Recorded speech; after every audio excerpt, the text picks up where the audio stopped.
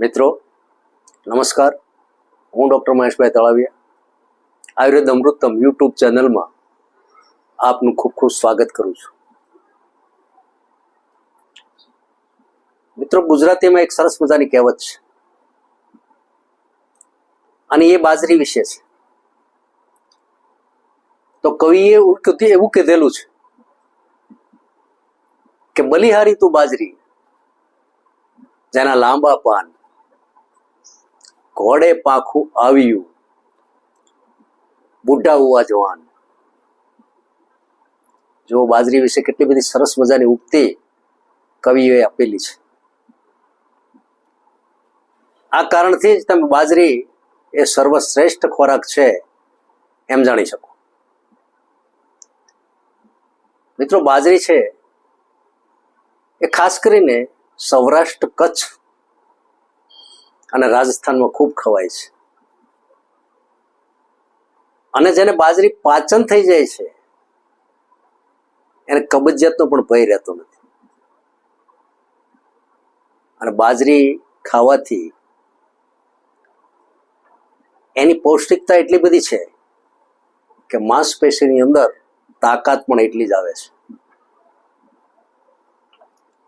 ગરીબ લોકો તો સૂકા બાજરીના રોટલા, છાશ અને ચટણી, ડુંગળી આ જ એનો ખોરાક છે.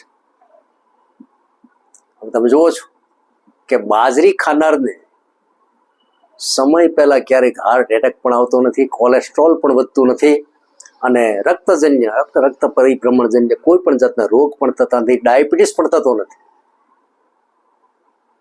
અને એમાંય બાજરી થોડી લઈ અને સાંજે પાણીમાં પલાળી અને સવારની અંદર એ દાણા ચાવી જવામાં આવે તો એની પૌષ્ટિકતા તો કંઈક ઓર જ છે.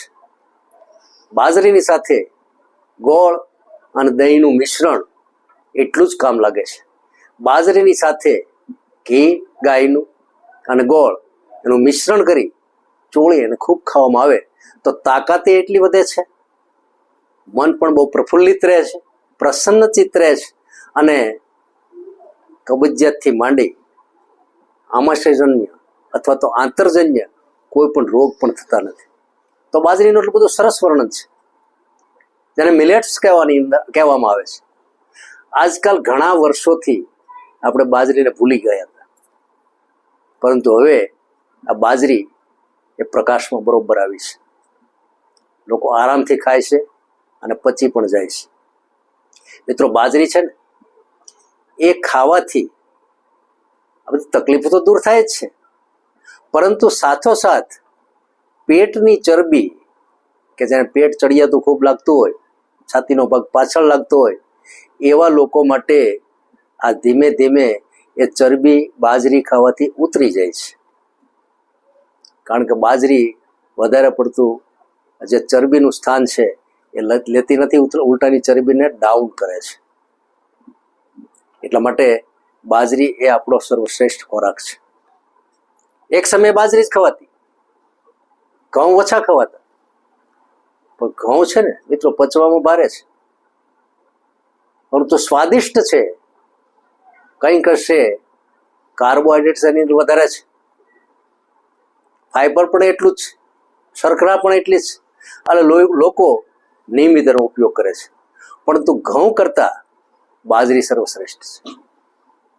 ઘણા બધા એની અંદર સંયોજન કરી અને જુદા જુદા પ્રકારના પકવાન પણ બનાવવામાં આવે છે. બાજરી એ રાત્રે પણ ખવાય છે, સવારમાં તો દહીં ને બાજરાનો રોટલો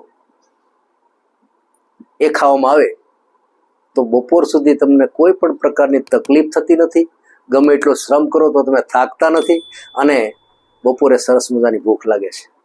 તો મિત્રો, બાજરી છે ને એ અપનાવવા જેવી છે.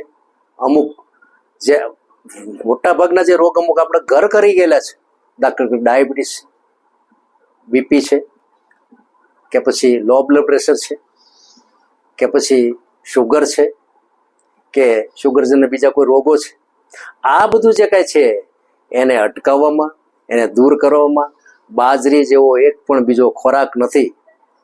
મિત્રો, અપનાવવું કે ન અપનાવવું તમારા હાથની વાત છે, પરંતુ બાજરી ખાવા જેવી છે.